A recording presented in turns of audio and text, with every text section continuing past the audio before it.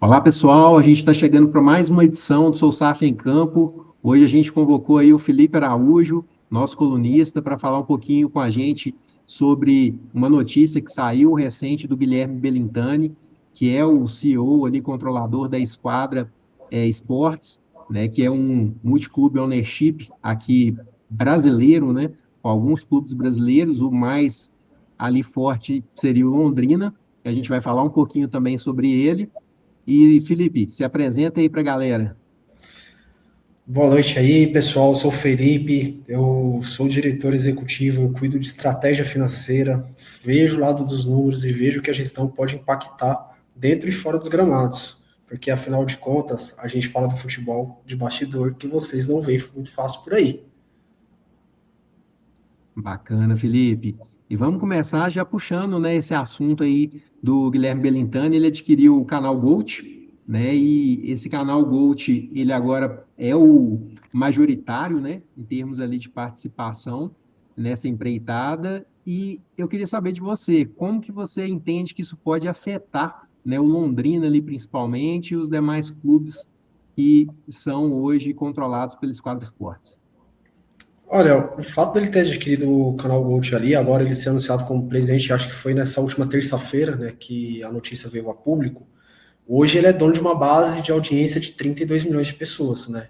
Então é inegável ali que para valor de marca isso é muito bom, porque ele fazer uma publicidade do Londrina hoje, colocar o nome do Londrina ali dentro do mercado, ficou muito bom. Qualquer notícia que ele der do Londrina vai ser coberto como se fosse um clube do eixo, né? Hoje, se você abrir qualquer site de notícias, né, dificilmente você vai ver uma notícia falando do Londrina, né? Você vai ver notícias do Rio, de São Paulo e de Minas, que tem um futebol muito forte, né? Hoje você vê que até os clubes gaúchos deram uma sumidinha, né, ali dentro das notícias. Então, para o Londrina, isso é excelente, né?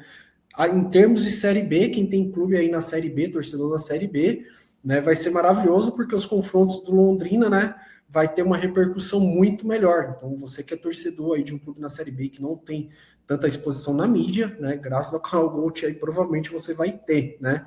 Agora basta saber como que o Guilherme vai agir com isso, né? Se ele vai impulsionar a marca ali do Londrina ou os outros clubes, né? Para quem não sabe, ele é baiano, né? Ele tem os clubes embaixo dele, ele tem o Ipiranga, que é um clube formador ali embaixo dele. Pode ser que o Ipiranga borde uma fatia do bolo aí, né? Agora só o futuro vai dizer. Mas eu imagino que é uma coisa de muito sucesso aí para Londrina, sabe? Para a torcida do Londrina aí, todo mundo aí vai ter uma mídia de clube do eixo. É interessante até, né, Felipe, porque a princípio, né, a declaração dele é de manter ali os planos do canal Gold, que vai muito de encontro à questão da Copa do Mundo, né, vai ter uma cobertura ali bem forte em relação a isso, já tinha esses planos projetados, e acho que a entrada dele até é para viabilizar, né, todo esse projeto que o canal tem, vai trazer mais visibilidade, vai trazer mais audiência, né, para esse canal, e, consequentemente, isso pode beneficiar aí a questão dos clubes, né, que fazem parte da Esquadra Esportes, conforme você disse, né? Sim, com certeza. Eu acho que vai beneficiar até o próprio Bahia, tal, porque é um clube que ele tem muita afinidade, né? E é um clube que ele não tem uma cobertura muito boa para nós que é aqui do Sudeste, né? Ele cresceu muito em audiência, o Bahia, depois que o Rogério Ceni foi para lá, né? Então é muito ligado a isso, né? Os clubes nordestes ainda têm uma cobertura que carece de ter uma figura popular daqui do Sudeste. Então eu acho que isso vai favorecer muito para esses clubes que estão fora da mídia, né? Então tudo pode acontecer aí. Sim, a gente foge de vez em quando um pouquinho do assunto, né? Gosta de resenhar um pouquinho. O que que você achou ontem da eliminação do Bahia, né? E como SAF, do Grupo City? É uma catástrofe, né? Se você for ver do ponto de vista de investimento, né? Agora, vamos lá, qual que é o grande investimento que o Bahia fez esse ano? Qual que é o grande jogador que está lá? É mais do mesmo, né? Eu acho que faltou um pouco ali de montagem de elenco, um scout, né, um pouquinho melhorado ali, algumas contratações mais pontuais, pensando em Libertadores, né? Infelizmente é um time brasileiro, né? Que acaba ficando pelo caminho aí. Era um forte candidato para você jogar dentro do Brasil, até pela localização, é difícil jogar no calor lá no Nordeste, né? Principalmente ali na Bahia.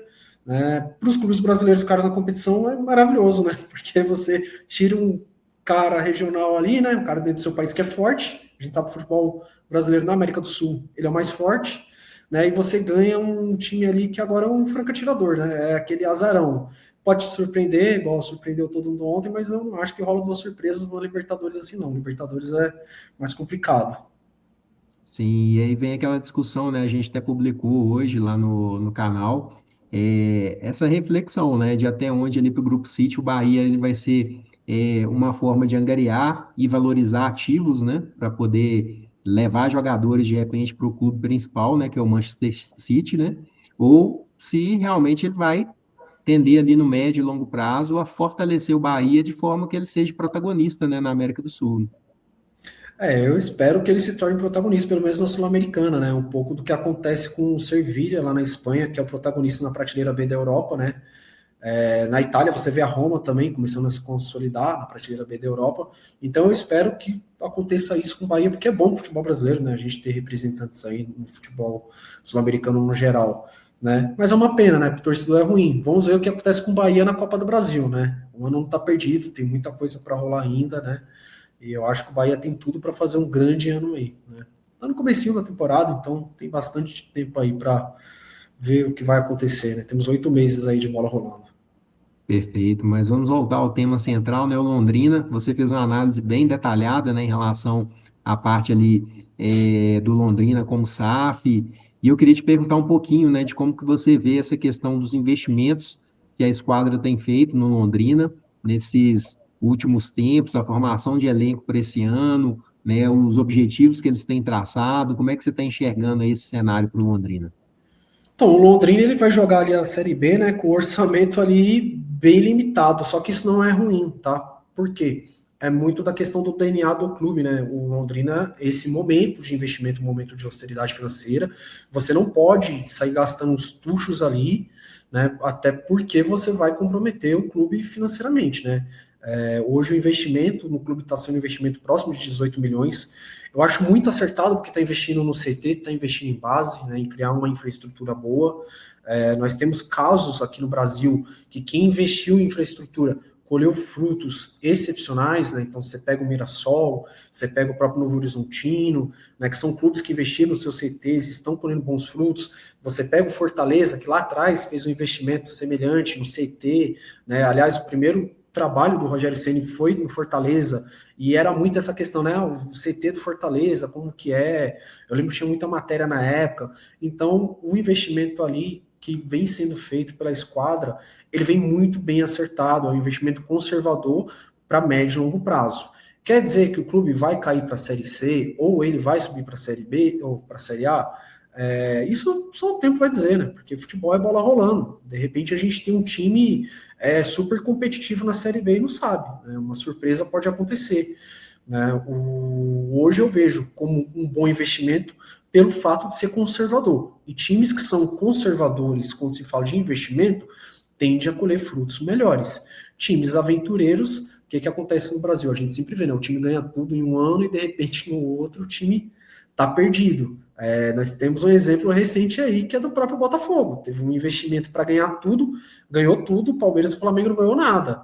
Né? Hoje, quem que está de novo brigando? Palmeiras e o Flamengo. Quando o Botafogo investiu tudo, o Palmeiras e o Flamengo estavam brigando também. E o Botafogo? O Botafogo, ele vai ter que correr por fora aí, né? Tá tendo bastante problema. Então, acho que é bem acertado os investimentos que estão sendo feitos dentro do Londrina. Subiu de patamar, isso é um fato. Né? Tem muito tempo que a gente não via falar do Londrina, acho que mais de 10 anos aí, o clube sobe de patamar. Isso daí é inegável. E acho que assim, por mais que o nosso tema seja mais sobre o Londrina, a gente acaba sempre trazendo o Bahia ali, porque o Belintani, né, participou desse processo ali de conversão do Bahia em SAF, né, e ele até modelou um pouco essa questão do Grupo City ali, ao montar, né, todo esse esquema dele ali da Esquadra Esportes. E eu queria saber de você um pouco disso, né? O quanto que os outros clubes ali, que na verdade têm um foco mais na formação, mais na base, e que fazem parte também da Esquadra Esportes, podem beneficiar o próprio Londrina, né, com a questão de captação ali de jogadores, de formação de elenco. Como é que você tem percebido isso? O Belintante, ele tem 4 clubes, ele tem 5 clubes, né, abaixo dele, 4 são clubes formadores, né? Qual que é a grande vantagem? você pode considerar que em número de jogadores, hoje o Londrina tem uma das maiores bases do Brasil, né? E clubes que podem formar jogadores.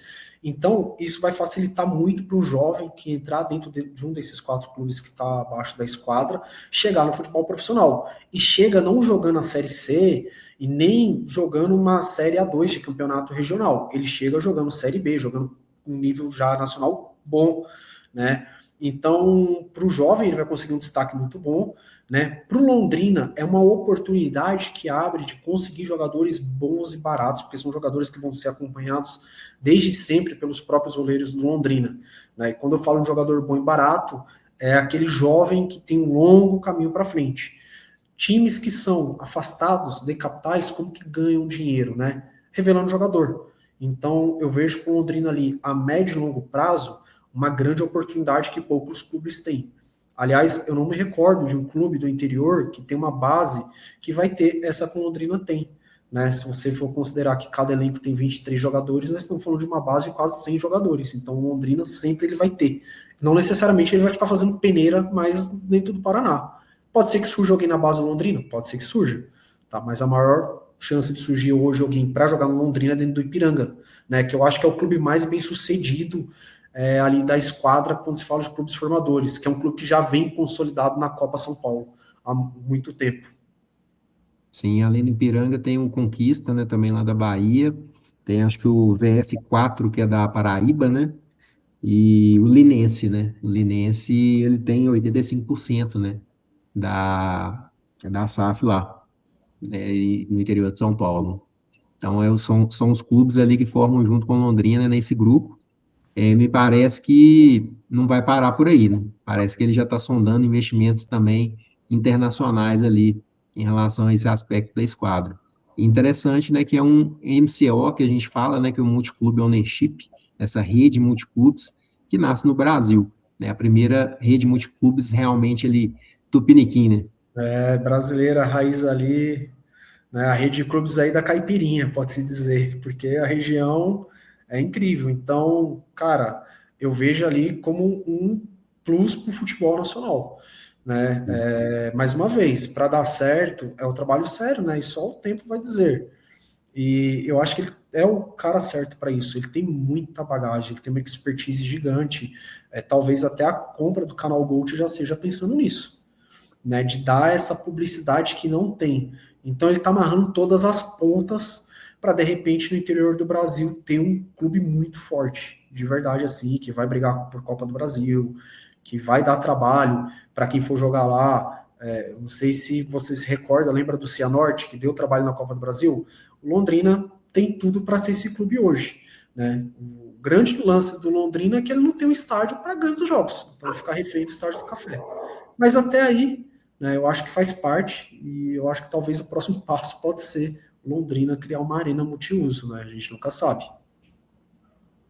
Sim, com certeza. E você vê que essa questão assim da gestão ali da esquadra, esse pés no chão ali que o Belintani, né, e o seu grupo eles implementam, esse é um caminho aí realmente de sustentabilidade, que é um caminho assim para quem está ali começando, toda uma estrutura que é complexa, né, do MCO, seria a melhor forma realmente de fazer. Ou você entende que de alguma maneira ele poderia ser um pouco mais ousado?